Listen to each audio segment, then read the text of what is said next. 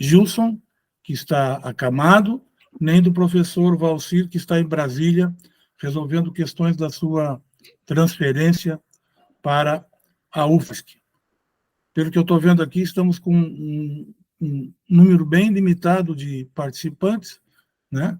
Provavelmente por causa do horário, mas infelizmente foi o único horário que nós, professores, conseguimos encontrar que fosse de possibilidade de todos. Os outros horários, um podia, sempre alguém não podia. Então, mas em função disso, talvez a gente venha rediscutir essa questão do horário, porque para nós é importante que todos participem. Bom, havia sido programado que eu fizesse a exposição inicial, porque o colega Vinícius, que também não pôde estar aqui conosco hoje por questões de trabalho, o Vinícius, que fez a sugestão do tema, ele expressamente citou o artigo que eu escrevi, que foi publicado num livro coordenado pelo professor Caliendo, justamente sobre os clássicos do direito tributário. E a mim coube, naquela coletânea, também organizada, Daniel, salvo engano meu, pelo professor Carlos Alexandre, né? Professor Carlos Alexandre e professor Paulo Caliendo. Então, a mim coube, naquela coletânea, escrever sobre o Seligman. E, para mim, foi muito bom, porque eu já havia trabalhado com Seligman na minha tese de doutorado, lá de 2002, e tinha consultado pessoalmente, diretamente, o livro dele, a grande obra clássica dele, sobre o imposto de renda, que é de 1914. Eu compulsei essa obra rara lá na biblioteca de Harvard, no setor de raridades, né? Setor de raridades que não podem, portanto, ser retirados da biblioteca. Então, eu fiquei muito à vontade para escrever sobre o Seligman. Eu tinha preparado aqui um resumo do meu artigo, mas eu acho que ficou muito longo. Eu vou procurar dar uma resumida no resumo, tá? Para não ficar muito longo e cansativo para vocês. Não sei se a gente está gravando, Luana. Estamos gravando? Ótimo. Então, se alguém quiser depois consultar, ouvir, poderá fazer. Bom, meus amigos, o Seligman, que a gente tanto fala, na verdade é Edward Robert Anderson Seligman. Ele foi um notável economista e financista público americano e foi também professor da Universidade Columbia de Nova York. O Seligman era filho de um banqueiro alemão, de origem judaica, né? Seligman. E fez o seu college, a faculdade, como eles dizem lá, em 1875, ele entrou no Columbia College e depois estudou também, e depois foi para a Alemanha, já que era filhos de alemães, né? Ou de alemão, a mãe não era alemã, o pai era.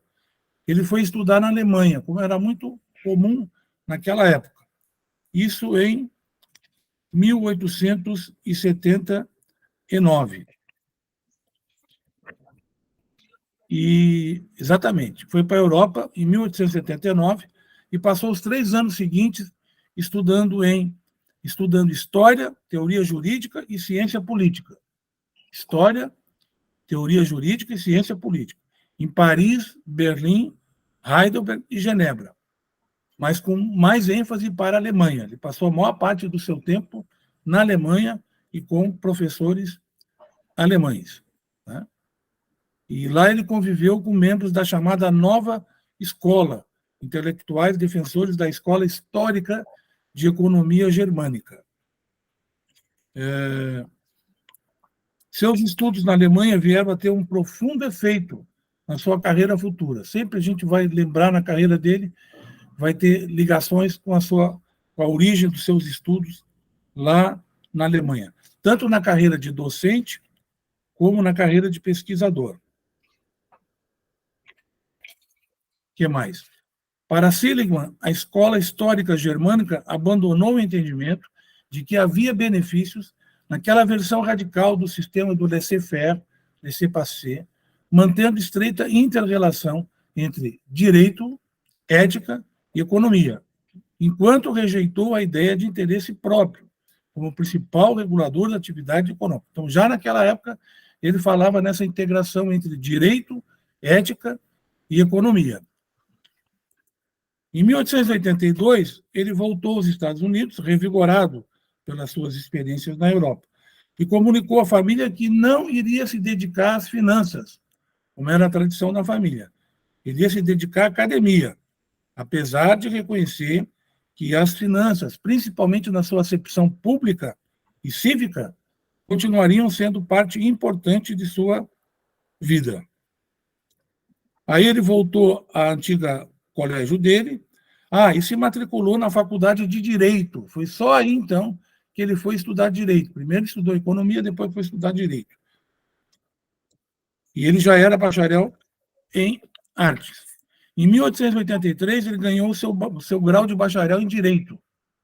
No ano seguinte, tornou-se já doutor, com uma tese sobre as corporações medievais inglesas. Nesse mesmo ano, foi admitido como docente na Universidade de Columbia, inicialmente como lecturer. Lecturer é uma classificação que existe nos países de cultura inglesa, e que é uma categoria anterior à de professor. Mais ou menos, Humberto, como nós tínhamos aqui como é que era aquela primeira que a gente entrava aqui na universidade? Era... Assistente? Primeira categoria, eu não vou te ouvir. Assistente, eu acho que era. Mas tinha uma categoria aqui que a gente entrava na universidade... Era assistente. Né? Não era o assistente, era antes do assistente ainda. Bom, depois eu vou me lembrar. Mas então é uma categoria que existe, por exemplo, na Austrália também, né? Que vem antes de se ingressar na carreira de professor propriamente dito. Em 88, ele passou a ser professor adjunto de Economia Política. Em 91, Economia Política e Finanças. Em 1904, ganhou uma cátedra, que é uma posição que eles têm lá, nós não temos aqui, uma cátedra que sempre tem o nome de alguém, né? A cátedra MacVicar, de Economia Política. Posição que manteve até 31, quando ele se aposentou. Chefiou o Departamento de Economia da Universidade de Columbia durante muitos anos. Bom, ideias dele, a vida dele. A vida de Seligman foi muito rica, como visto a sua atuação e seus interesses foram bem além das finanças públicas e do direito tributário. Seligman pregava, ainda que não abertamente, um diálogo permanente entre o direito e a sociedade, talvez até prevendo a aplicação das teorias sistêmicas do direito de Parsons, Posner, etc., que viriam depois, né? Embora não fosse socialista, pelo contrário, sempre se mostrou um liberal, Seligman tinha preocupações de cunho social, as quais podem ser identificadas, inclusive, na sua proposta de tributação progressiva, que nós vamos ver a seguir. Em 1890, ele publica seu primeiro artigo sobre tributação, The General Property Tax. Em 1894, publicou uma das suas principais obras, Progressive Taxation in Theory and Practice, tributação progressiva na teoria e na prática. Então, já um livro específico sobre tributação progressiva. Nessa obra, Seligman defende com todas as suas forças a adoção da progressividade na tributação, até então algo quase inexistente no mundo em geral. Os esforços de Seligman foram coroados de êxito, quando os Estados Unidos resolveram criar um imposto sobre a renda lá em 1913, bem depois, né? E que desde o berço, esse imposto sobre a renda de 1913, desde o berço, se fez acompanhar da progressividade. Em 1895 saiu Essays in Taxation, ensaio sobre tributação. Seligman aborda um breve histórico da tributação e disseca os tributos então existentes no EUA. Em 1902 é lançada a The Economic Interpretation of History, interpretação econômica da história, na qual ele exercita seus dotes de historiador e de economista, tentando explicar a história à luz da economia. Em 1905 é publicado The Principles of Economics, Princípios Econômicos, com especial referência às condições americanas. Em 14 sai, então, o clássico, a que eu já me referi, The Income Tax, a Study of the History, Theory and Practice of Income Taxation at Home and Abroad. Imposto de renda, um estudo sobre a história, teoria e prática da tributação da renda em casa, né, domesticamente e no estrangeiro. Trata-se de um profundo estudo da tributação da renda no ZEUA e no mundo. É uma obra de consulta obrigatória para quem quer pesquisar a tributação da renda. Ao longo de sua vida, e como eu disse há pouco, eu usei expressamente essa obra na minha tese. Ao longo de sua vida, Seligman publicou dezenas de livros e panfletos, além de artigos publicados em revistas. Principais ideias. Seligman foi um dos proponentes da chamada interpretação econômica da história, muitas vezes ligada ao marxismo. Contudo, ele era considerado um opositor ao socialismo, embora tenha demonstrado simpatia às abordagens marxistas e austríacas. Era um opositor, né? Mas não muito. Seligman ajudou a divulgar as ideias do institucionalismo, ou da economia institucional, nos Estados Unidos.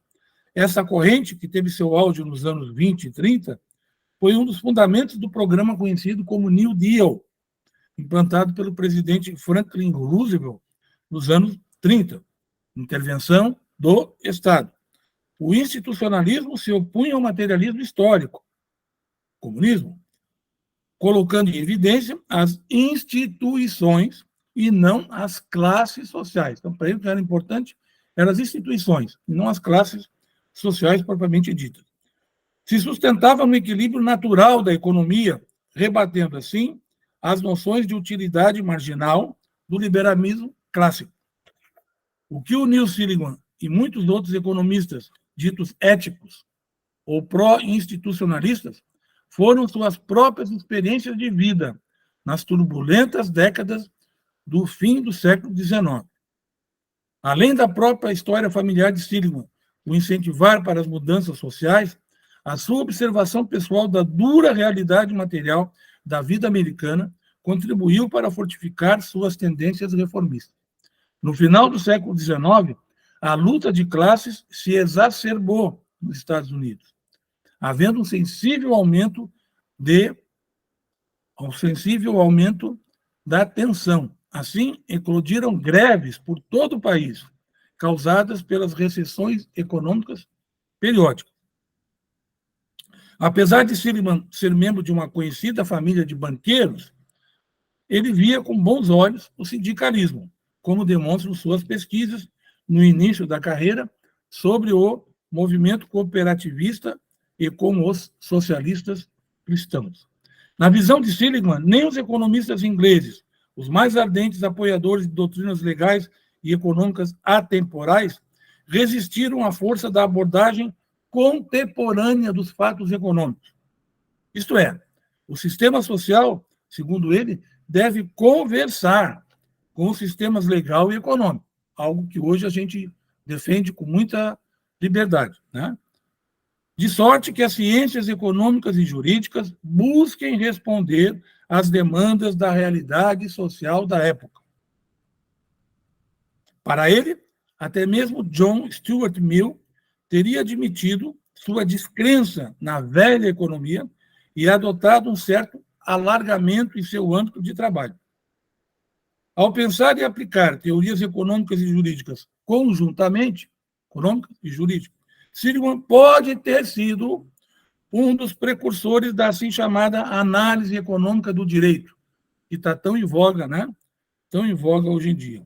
Sobretudo no direito tributário, tema que é controverso, está em voga, mas não deixa de ser controverso nos dias de hoje.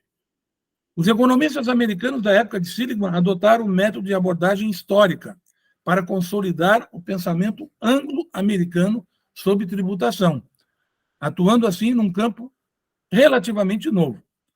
Durante a maior parte do século XIX, havia muito pouca discussão acadêmica nos Estados Unidos sobre os princípios gerais de economia aplicáveis à tributação. Quase não se discutia isso. Os poderes de tributar dos estados e dos governos locais buscavam garantir uma, abre aspas, sociedade bem regulada, fecha aspas. No final do século XIX, alguns acadêmicos americanos ainda acreditavam que o poder político e econômico da União estaria por trás de sua competência para instituir e exigir tributos. Seligman e outros economistas reformistas concordaram em mudar esse estado de coisas, e eles o fizeram aplicando o historicismo da nova economia política a temas de finanças públicas, tais como tarifas aduaneiras, dívida pública e, é claro, o imposto sobre a renda. A tarefa mais difícil nesse caminho foi a de aplicar os princípios tributários sob a ótica da economia política histórica, entre aspas. Ao criticarem a teoria retributiva, os economistas da nova escola, liderados por Seligman, rejeitaram as implicações políticas anacrônicas dela decorrentes. Economistas progressistas também desaprovavam a doutrina retributiva, ou seja, o tributo é uma retribuição de algo específico praticado pelo Estado.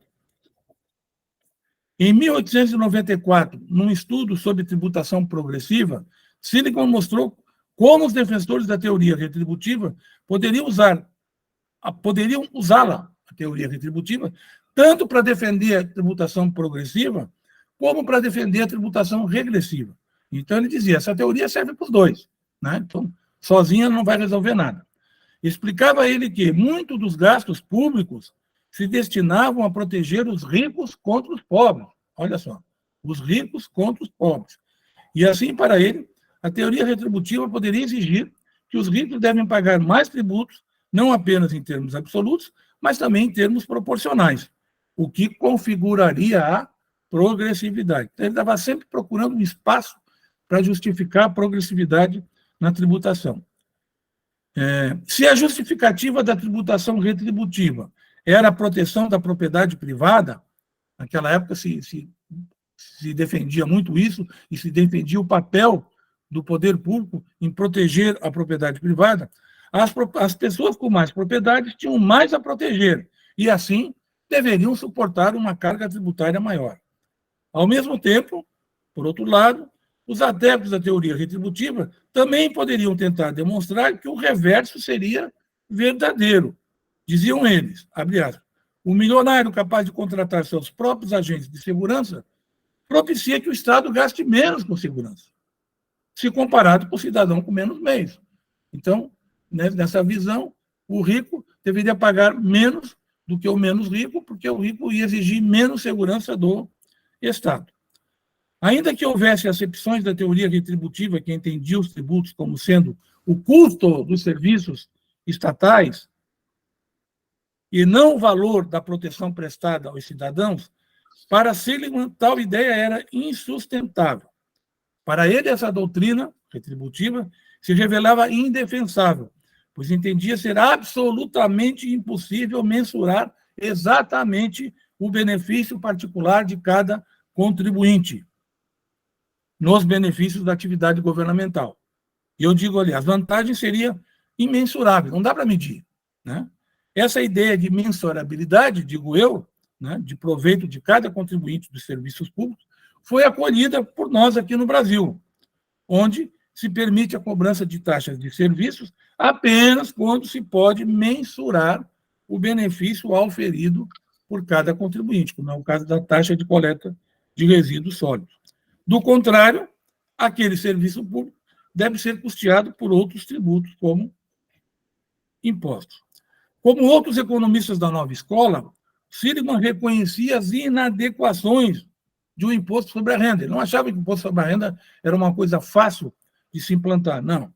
Mas, enquanto outros pareciam desiludidos com o limitado alcance do imposto sobre a renda, em respeitar a capacidade contributiva de cada um, ele aceitava a tributação da renda como um passo prático em direção àquele ideal, né? Ele era um grande teórico, mas também muito praticista. Então, não vai resolver, mas vai ser um passo para a gente chegar num caminho melhor. Em face das mudanças nas condições históricas trazidas pelo capitalismo industrial, o imposto sobre a renda era um passo possível e necessário, segundo ele, uma vez que colaboraria a estabelecer uma distribuição equitativa da carga tributária. Nas palavras de Seligman, abre aspas, ajudaria a deslocar o atual sistema tributário na direção de uma justiça fiscal maior. Fecha aspas. Então, mais uma vez, né, o ineditismo falando aqui em justiça fiscal. Mesmo tendo também formação em direito, como nós vimos, o Seligman era essencialmente um financista público. Como um dos economistas progressistas mais envolvidos com a análise histórica, e como teórico que popularizou a ideia de capacidade contributiva, ele acreditava que a dinâmica de classes conduziria a sociedade como um todo a reconhecer a importância de um sistema tributário igualitário, baseado na capacidade contributiva. Como se sabe, então, Seligman foi um dos maiores defensores da progressividade, assim como da tributação da renda das pessoas físicas. No seu livro Progressive Taxation in Theory and Practice, Seligman, após traçar o histórico da tributação progressiva no mundo, discorre sobre as várias teorias que, durante a história da tributação, serviram para fundamentá-la. Eu vou encurtar um pouco aqui.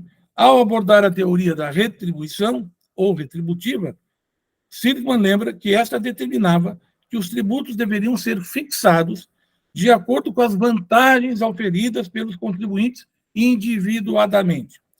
Como naqueles tempos a segurança era tida como o principal serviço prestado pelo Estado, conclui-se que os tributos, somente lá, nos Estados Unidos, concluiu-se que os tributos deveriam ser quantificados de acordo com a segurança prestada.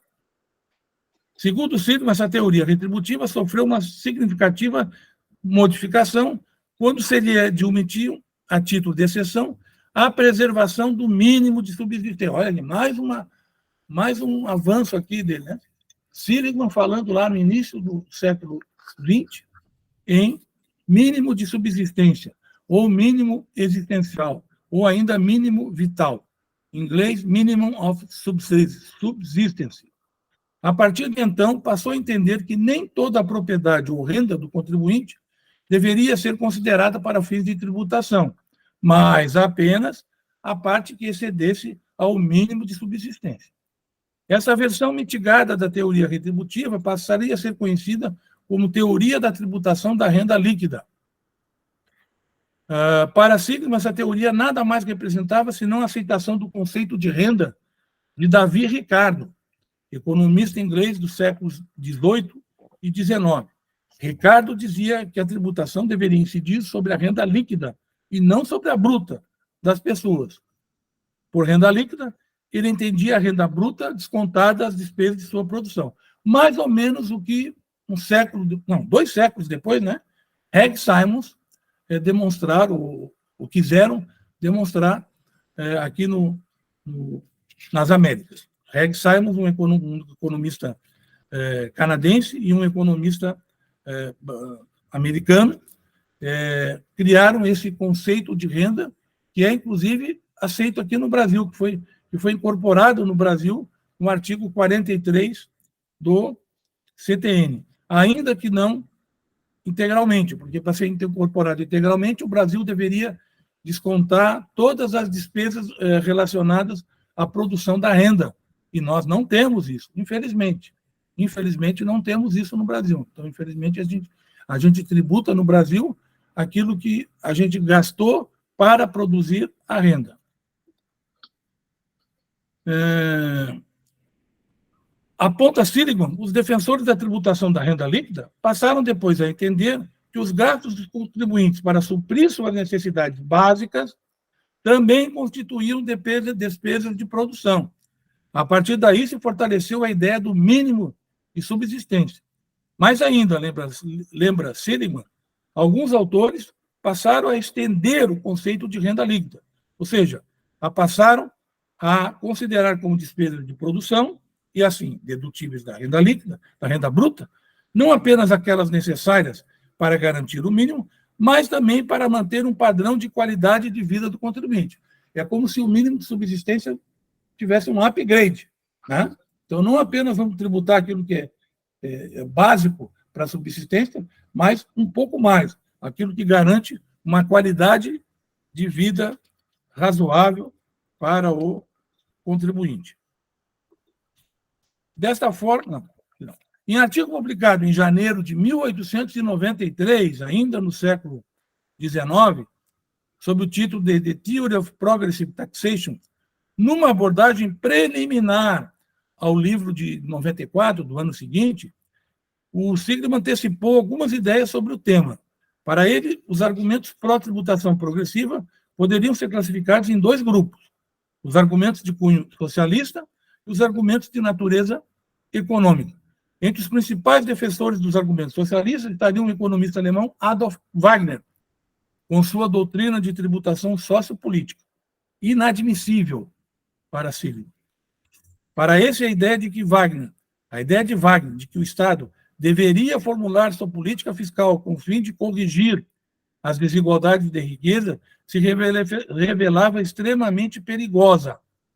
Mas para Seligman seria possível repudiar a teoria socialista da tributação e, mesmo assim, se defender a progressividade. Então, a progressividade não teria que vir justamente como um atributo de ideias socialistas. E agora, já indo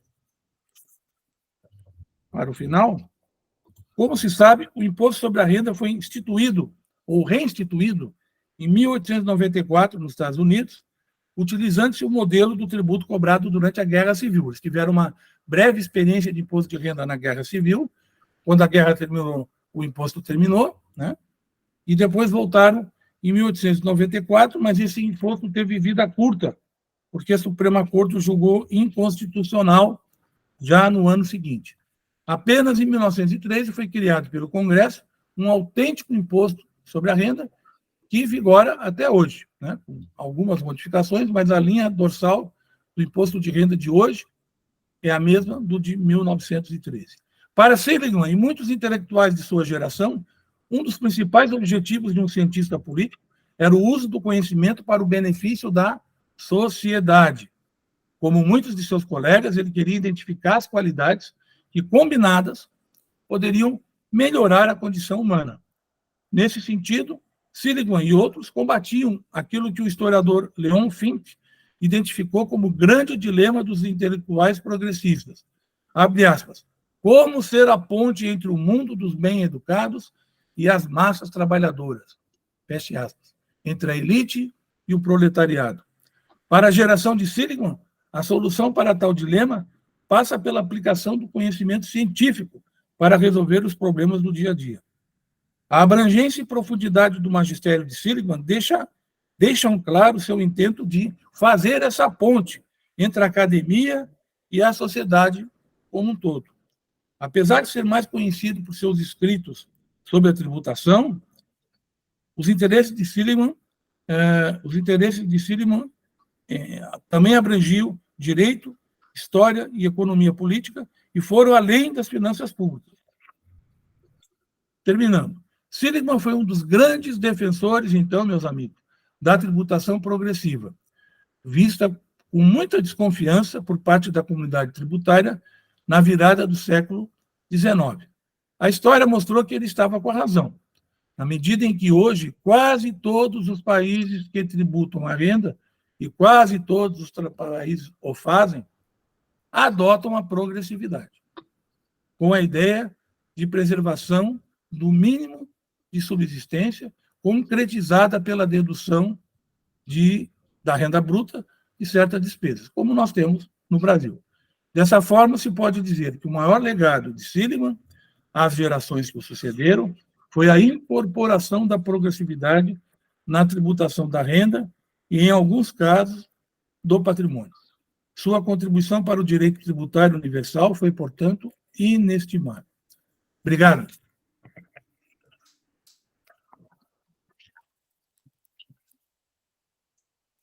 Embora eu não os ouça, eu vou tentar ordenar daqui, a não ser que o professor Humberto quiser fazer isso. Professor Humberto, pode fazer, melhor porque tu ouve todo mundo, eu não ouço ninguém. tá?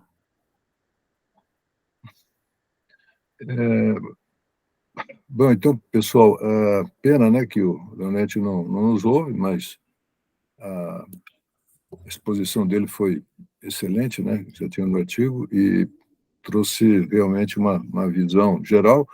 Eu tenho algumas anotações, ele não vai ouvir, então, o Luana, que está, praticamente poderia ficar a Luana orientando aqui, né, mas, então, eu não sei, seguindo aqui a sequência que geralmente o Leonetti faz, eu primeiro, né, colocando primeiro a gente aqui, o professor, no caso a Carolina, então, eu poderia, mas aí como eu estou falando, a Carolina... Não, professor, pode falar. Eu até ia mandar uma mensagem antecipadamente no grupo, dizendo que como eu fui incumbida do novo cargo de subchefe do departamento, eu confesso que do dia 13 até agora eu só estou como é que diz, me ambientando e ajudando a apagar os incêndios. Li o artigo do professor Leonetti, até baixei o livro completo que encontrei do Seligman, até enviei agora o link no grupo, mas eu não tenho nem condições de fazer nenhum apontamento, professor, então fique à vontade, eu estou aqui hoje só de ouvinte e para aprender, então pode ficar à vontade. Bom, então, eu vou então falar que seria bom, o Luana, eu até estou sem relógio aqui, vou ter que acabar olhando, mas eu às vezes falo meio lento, não sei, acabo demorando mais do que eu acho que eu estou demorando. Aí o Leonetti falou no máximo, já falou 30, eu acho que eu aqui no máximo 10 minutos, sei lá, né, para a gente... Então, ele trouxe todas essas informações. Eu quero dizer que eu vi um artigo de uma professora de Cambridge, que até publicou uma tese relacionada, assim, bastante fundamentada em Seligman, mas, na verdade, ela tratando, sabe do quê? Ela tratando da época do imperialismo inglês. Agora estou ouvindo. Ok. Então, Leonetti, eu estou começando aqui, que eu falei que li, eu achei bem interessante, para trazer aqui algo um pouco diferente aqui, um artigo que eu li nessa pesquisa sobre o Seligman, né, apareceu um artigo aqui da professora Madeline Walker, que ela é de Cambridge, né, e ela foi estudar em Colômbia para fazer sua tese. Tese é essa que trata da época do imperialismo e colonialismo inglês, francês, né, e esse domínio sobre a Ásia e a África, principalmente, né? Aqui na América Latina não tocou muito, não tocou nisso. E aí o artigo dela é o seguinte: Edwin Seligman, o iniciador das finanças públicas progressivas global. Que ela traz, então, a influência do Seligman nos discípulos e orientandos dele da época, que vinham da Ásia, da China, quer dizer, da China, da Índia, né, do Japão,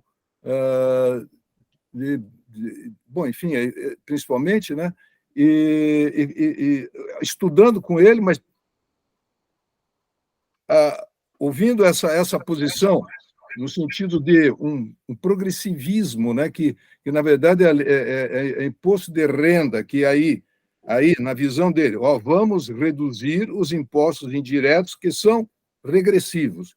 Precisamos de progressividade, para isso precisamos do imposto de renda. Aí ele com a sua análise histórica da economia, a influência da economia, a influência da tributação na economia, fazendo aquele livro Interpretação Econômica da História, acho que é esse o título, Interpretação Econômica da História. Então, aliás, então aí ele traz essa influência, né, da economia e a importância da tributação para, naquele momento, principalmente ali dos Estados Unidos, 1900, né, chegando um desenvolvimento econômico, mas aí começando muita desigualdade. Então, ele tinha essa visão de a democracia precisava de uma tributação justa, uma tributação correta, uma tributação que distribuísse a carga tributária. Não poderia ser só os impostos indiretos.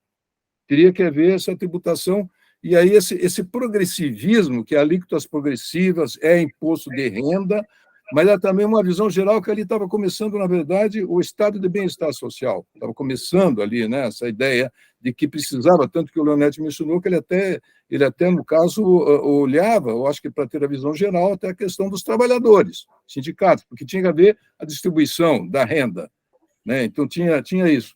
Então essa autora mostrou a importância desses vários discípulos e orientandos que então voltavam aos seus países, e com essa visão que ele transmitia, numa visão científica, de que assim, até quando ele mencionou agora, o Leonetti também mencionou que não precisava dizer que seria uma visão socialista, mas simplesmente técnica e cientificamente a progressividade era correta para uma situação econômica de tributação e distribuição de renda, etc. Simplesmente isso. E para garantir uma democracia, as condições reais para uma democracia. Já falava nisso. Então, esses autores, esses discípulos, escreveram livros, estudaram, fizeram suas teses na Índia, e a Índia ali dominada bastante pela Inglaterra, e aí eles perceberam, né, esses estudantes, que depois se tornaram escritores, e muitas vezes com muita influência, inclusive em relação ao Gandhi, por exemplo, na época, um deles escreviam livros, então, com esses fundamentos, mas adaptando a situação de colônia que eles estavam ali. Ora, é claro que as elites que estavam ali dominando essas colônias não queriam imposto de renda progressivo. Então, aí esse debate, esse confronto dessas ideias possíveis, e esses autores, então, radicalizavam, esses que se tornaram autores, mostravam toda essa problemática, então ela mostra a influência, então, do Seligman nessa visão mundial, toda nessa evolução mundial, como iniciador da finança pública progressiva em nível global. Bom, eu dei uma visão geral aqui que me chamou a atenção esse livro dessa autora, e aí eu tenho aqui outras anotações, agora, dando essa visão geral que eu destaquei, vamos ver, tem outros pontos aqui. Então, também se destaca que ele foi, então, iniciador ali dessa visão global, e também destacando que criou-se ali, em Colômbia, a Escola de Tributação e Desenvolvimento, ligando tributação e desenvolvimento, né? Essa Escola de Colômbia, ele foi um dos primeiros, o iniciador. Eu estou me lembrando aqui já, ao falar nisso, porque ele tinha um discípulo ali, que também ficou professor e estudava também em Colômbia, que era o Carl Schoup. Não sei se vocês conhecem, a gente conhece bastante, que esse Carl Schoup, S-H-O-U-P, não sei qual é a pronúncia, né, americano também, Carl Schoup, ele em 1964, logo depois do golpe aqui de 64, ele foi convocado para fazer um relatório sobre a tributação no Brasil. Ele e o Seligman já tinham feito um relatório sobre a tributação em Cuba. Aí perceberam ali as dificuldades de alguma inovação mais democrática, é claro, no aspecto tributário. Mas o Carl Schoup, então, fez um estudo aqui em 1964, depois eu vi pela internet que em 1987 ele fez uma reavaliação, o que tinha acontecido, mas é claro que até hoje nós temos aqui no Brasil, pessoal, já, entre parênteses, tudo isso nós estamos discutindo e nós estamos vendo nesse exato momento aqui no Brasil um aprofundamento da tributação indireta, teoricamente que vai ter uma alíquota elevada, mas depois vai tudo melhorar, e o imposto de renda vai ser possível, talvez, fazer posteriormente. Então, nós estamos num impasse seligmatético ainda. Nós estamos na situação que o Seligman ainda apontava lá nos Estados Unidos, e que depois de uma luta muito grande dele, porque aí tínhamos, aqui no Brasil, talvez fosse assim, republicano e democrata, ficava bem clara a posição de cada um.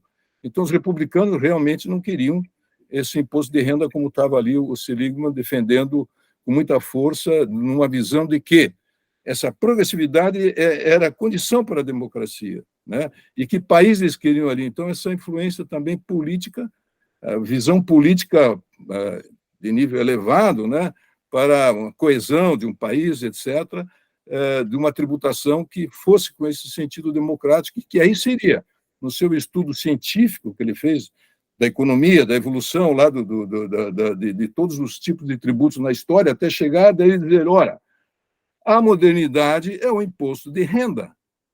E essa modernidade, imposto de renda moderno, que essa foi a ideia levada pelos discípulos pelo mundo afora, é claro que daí também tem que ter essa progressividade.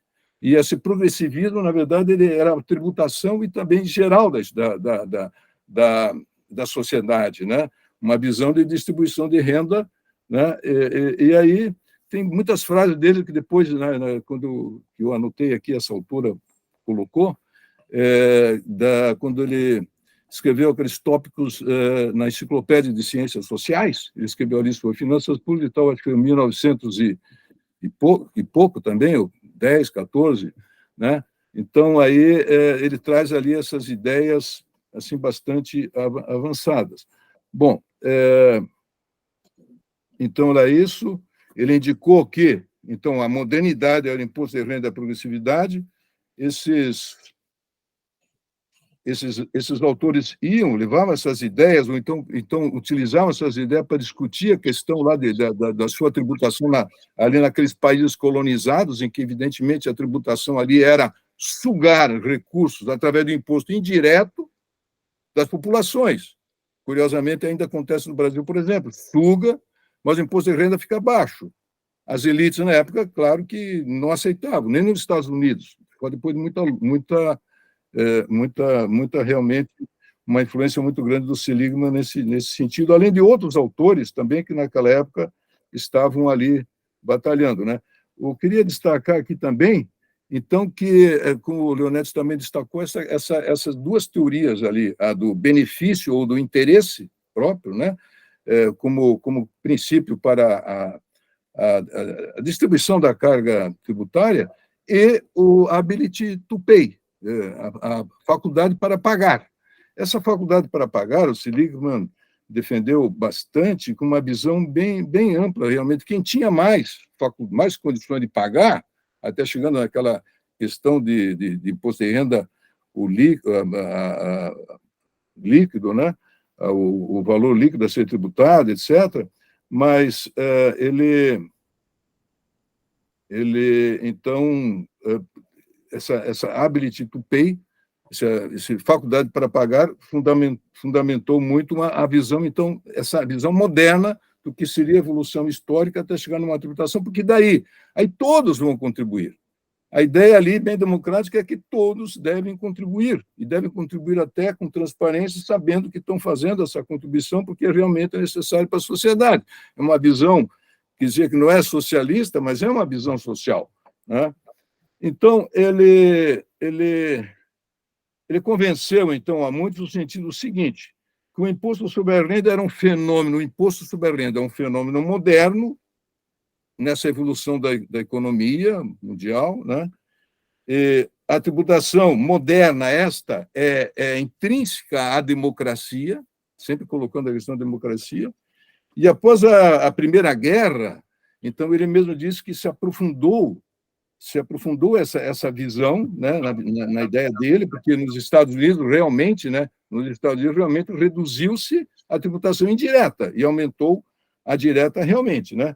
Mas após a Primeira Guerra, segundo ele, né, e agora eu colocando aqui o estado de bem-estar, ali precisando de recursos, então aí esse fenômeno moderno, essa tributação moderna, era o fundamento para que se obtivesse reais condições para o progresso social e econômico, né? Então, aí, bom, deixa eu ver aqui, quanto tempo estou falando aí? Vou ver se coloco alguma coisa, 15 minutos. Só se tem mais alguma observação aqui. Pessoal, eu até quero pegar uma frase dele aqui, porque ability to pay e tal, uma frase dele aqui, só essa frase aqui, quando ele faz essa análise da regressividade, porque era bem colocado assim, ó, imposto direto, regressividade, nós precisamos progressividade.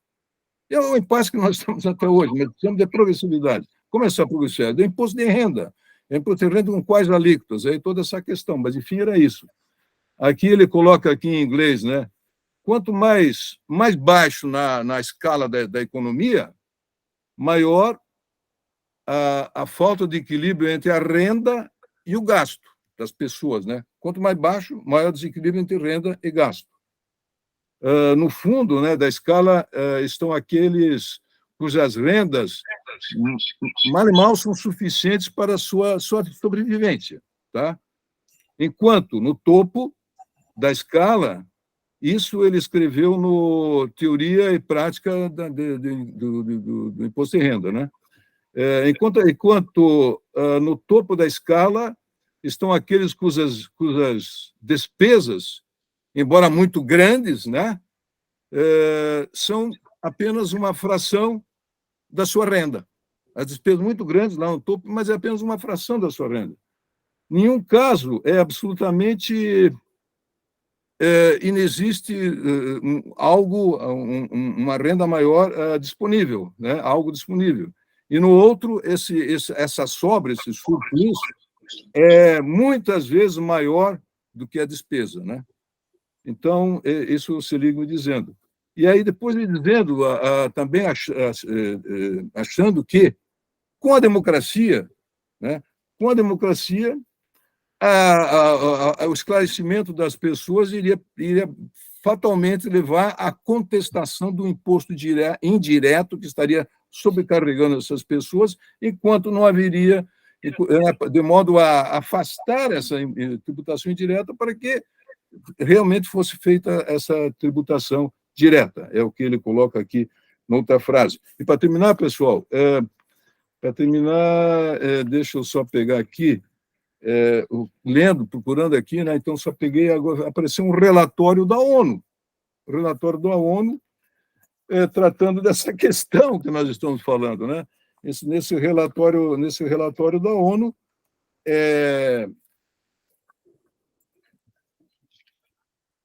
esse relatório da ONU não é da OCDE, mas embora a OCDE também diga isso atualmente, mas esse relatório da ONU é de 2022, é crises da desigualdade. E aí eles dizem o seguinte, olha, ultimamente, depois de anos tais e tais, a globalização neoliberal, a ONU não é comunista, né? Então, a globalização neoliberal levou à redução de alíquotas progressivas, levou à redução da progressividade. Os multinacionais conseguiram, além de que a gente sabe, na época do Seligman, nos paraísos fiscais, lógico que não existia, e hoje em dia tem toda essa distorção que ainda leva a uma subtributação daquele topo mundial e de cada país. Então, para terminar aqui, então, na página 297 desse relatório, houve uma redução das alíquotas progressivas, né, as multinacionais e tudo, enquanto houve um aumento dos impostos indiretos, dado como solução, porque aí tem uma arrecadação, e através da arrecadação no orçamento vai se compensar essa sobrecarga das pessoas. Só que também está nesse relatório da OCDE, não é bem assim o que acontece. Na realidade, nós sabemos que na hora de dizer, muito bem, pessoal, nós arrecadamos um monte, agora então vamos fazer aquela história de aplicar para compensar essa tributação muito pesada. Só que não, só que agora o orçamento, infelizmente, não é possível. Então, é isso que tem acontecido. Então, é isso, pessoal, destaquei essas questões. O Leonetti agora pode controlar, né? Pode acompanhar agora aí. Já estou. Okay. Obrigado, Humberto. Vamos ouvir agora a Carolina. Pode ser?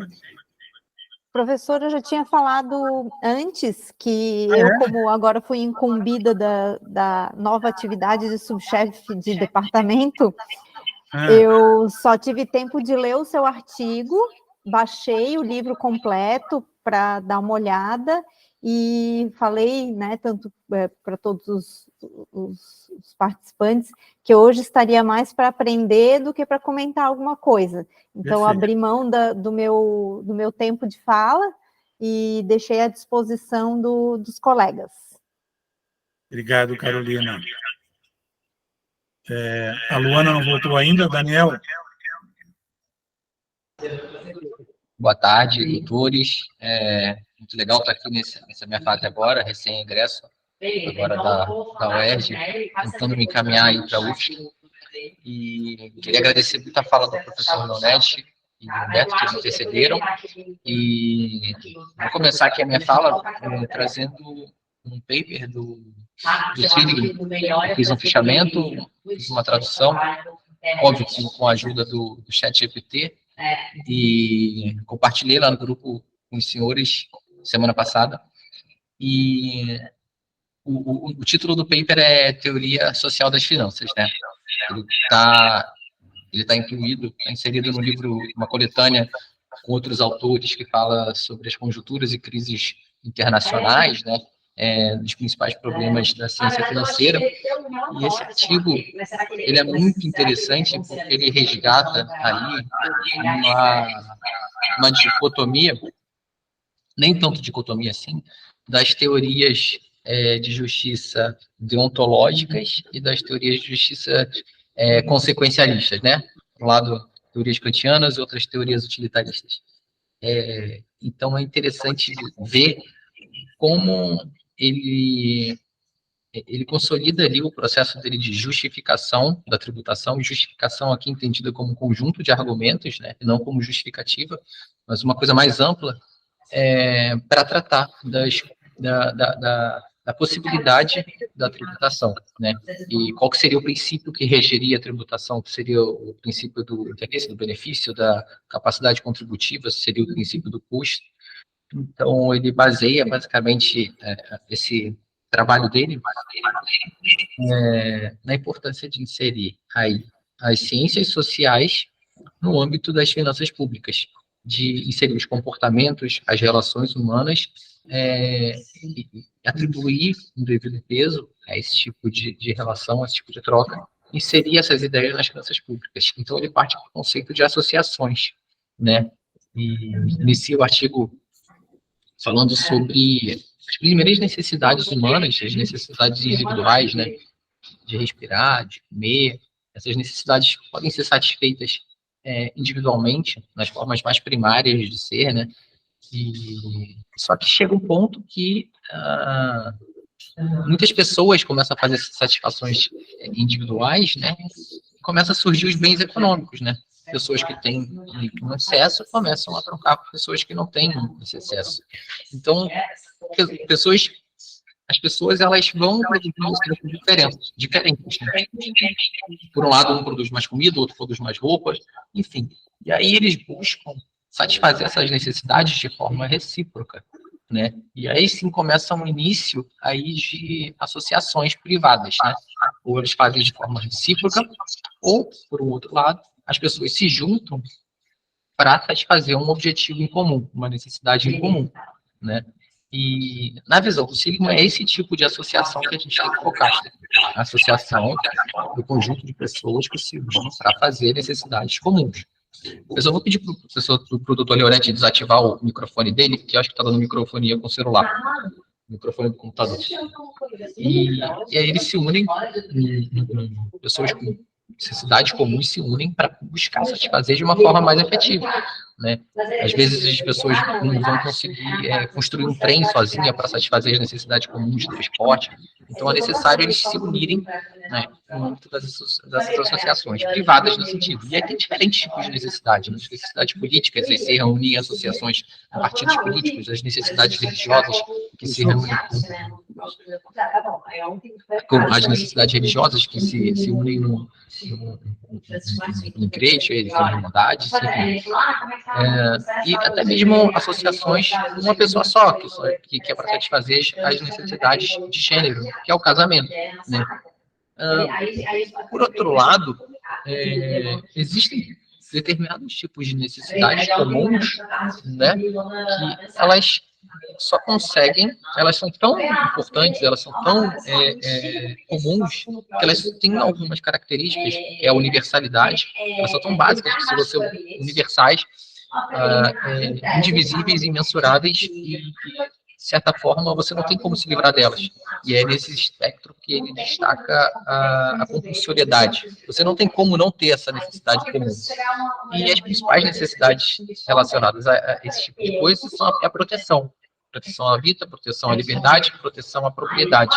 Essas necessidades são tão comuns que elas só conseguiriam ser satisfeitas por associações públicas. Né? E aí ele começa a diferenciação de associações públicas para associações privadas. Apesar delas manterem alguma semelhança, no sentido de que elas precisam ser financiadas, né? Elas precisam de contribuições dos seus associados, né? As associações privadas, elas se baseiam, muitas delas, na igualdade absoluta, né? Cada associado tem uma contribuição X, pagam todos iguais, né? Apesar de que algumas associações já se baseiam no princípio da igualdade relativa. Cada um, pessoas que podem pagam mais, pessoas que podem menos pagam menos, mas todos ali tentam contribuir, né, em prol de um objetivo em comum. Né? E aí é interessante visualizar isso, porque já dá indícios de onde ele quer chegar, né? Porque nem todas as associações elas têm capacidade de autofinanciamento. Às vezes elas vão ter algum déficit. Às vezes ela vai apresentar alguma necessidade extra de financiamento. E aí elas podem fugir um pouco do seu objetivo primário, né? Aqui voltando para a associação privada, ele dá o exemplo de um clube de golfe. O principal objetivo do clube de golfe é proporcionar um ambiente de jogo para os seus usuários, mas, eventualmente, as contribuições dos usuários não conseguem satisfazer essas necessidades e a associação de golfe, ela decide vender charutos, por exemplo. Né? Não está no espectro das necessidades comuns. Isso não é para satisfazer as necessidades comuns dos associados. Mas aí sim existe uma relação entre associado e associação de necessidade recíproca. Né? Um associado quer fumar um charuto, a associação precisa de dinheiro para ser financiada, e há essa troca, há essa satisfação recíproca de necessidade. Bom, a associação pública, ela não deixa de ser diferente, porque ela tem serviços que poderiam ser prestados por pessoas privadas, né? Mas ela mesma decide prestar. Porque a gente traz essa associação pública e já coloca a cara do Estado aqui, né? O Estado como o grande fomentador, quem vai realmente cumprir, quem vai satisfazer essas necessidades dos seus associados. Né? Então, as associações públicas podem satisfazer necessidades comuns, que é para satisfazer as necessidades comuns, a proteção de liberdade, vida, propriedade. A associação pública pode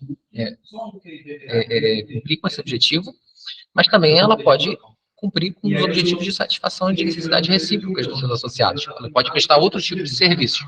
Isso vai guardar relação com a forma como ela vai ser financiada, né? Quando existe a necessidade recíproca, daí a gente tem uma forma de mensurar essa necessidade, seja pelo princípio do custo, segundo ele, ou seja pelo atribuindo um preço, mas existe um interesse ali entre quem vai ter a necessidade, quem vai satisfazer a necessidade, a associação que vai satisfazer essa necessidade, e existe aí uma troca que pode ser pedida, né? Então, ela pode cobrar por essa entrega, por essa satisfação de necessidade, como a associação privada, o clube de golfe, podia cobrar pelo seu charuto. Por outro lado, a relação já fica um pouco diferente à medida que essa associação pública decide satisfazer as necessidades comuns dos seus associados. A proteção à liberdade, a proteção à vida, a proteção à proteção vida, liberdade e propriedade. Então, não existe como mensurar a satisfação dessas necessidades comuns. Não existe uma troca, não existe o princípio do interesse no associado nisso. Porque essas necessidades são muito comuns, são tão comuns que são universais, elas são imensuráveis. Então, não tem como exigir uma contrapartida exatamente, não tem como precificar isso. Então, por isso que existe a diferença entre quando o serviço seria remunerado com base na capacidade contributiva e quando o serviço seria remunerado com base no princípio do interesse e do benefício. né? Quando o serviço da associação se presta a satisfazer as necessidades comuns, aí sim teria que satisfazer o princípio da capacidade contributiva. Quando a associação vai satisfazer uma necessidade específica de um usuário, individual de usuário, aí sim poderia entrar aí o princípio do custo. Então, existe uma dicotomia aí, só que, na realidade, não é uma contraposição. O Estado, né, ele pode ser financiado de diversas formas. Não existe uma oposição. O Estado tem que ser financiado apenas pela capacidade contributiva ou apenas pelo princípio do benefício. Não necessariamente, porque existem diferentes tipos de necessidade dos seus associados, né? Então, é interessante quando o Seligman insere a teoria social nas finanças, porque a gente começa a abrir a cabeça para que não existe uma contraposição. Nós vivemos no Estado e esse Estado se preza a satisfazer objetivos comuns, né? E aí, trazendo essa observação, né, essa leitura para a nossa Constituição, né, eu quis propor uma reflexão do quanto que realmente a nossa Constituição ela regula as nossas necessidades, né? Primeiro, antes de regular as receitas, né? Porque na nossa Constituição, quem vem primeiro, as despesas ou as receitas? Entendo que venham as despesas. As relações sociais, os objetivos do Estado estão tudo lá, até o artigo 5º. Não há preocupação nesse momento em como o Estado vai ser financiado. Isso lá nos artigos 150. Aí começa, assim, a verificar como o Estado vai satisfazer esses direitos fundamentais dos cidadãos. Mas, a princípio, né, existe uma estipulação de quais vão ser as necessidades comuns, né, e o nosso artigo 5º caput, ele é muito explícito, né, em relação à liberdade, à propriedade e à vida, a defesa desses 3 necessidades comuns que o Seligman coloca no artigo dele, né, e, ao que parece, para satisfazer essas necessidades comuns, o Estado deveria cobrar dos seus associados segundo a capacidade contributiva, né?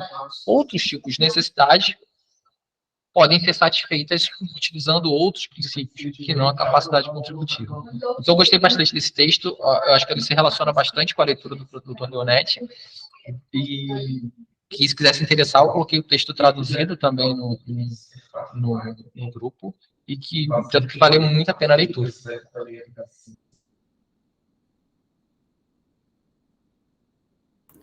Obrigado, Daniel. A Luana, acho que não retornou ainda, então vamos ouvir o Felipe Cidral. Boa tarde, professor Leonetti. Boa tarde, colegas. De fato, esse mês eu acabei não conseguindo vencer as bibliografias, eu peço desculpas aos colegas aí do grupo, e só quero parabenizar a exposição do Daniel Salomão, muito profunda mesmo, e bastante interessante essa outra perspectiva, na verdade, o direito tributário, sobre a leitura do texto que foi apresentado, ele busca trazer um enfoque das ciências sociais para dentro dessa lógica estrita que nós temos, né?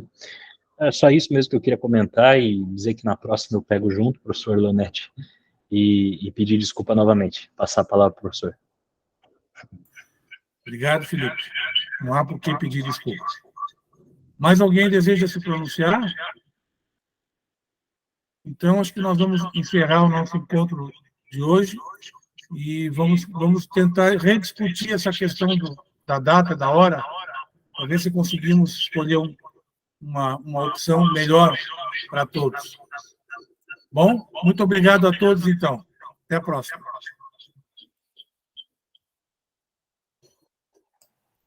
Boa tarde. Boa tarde.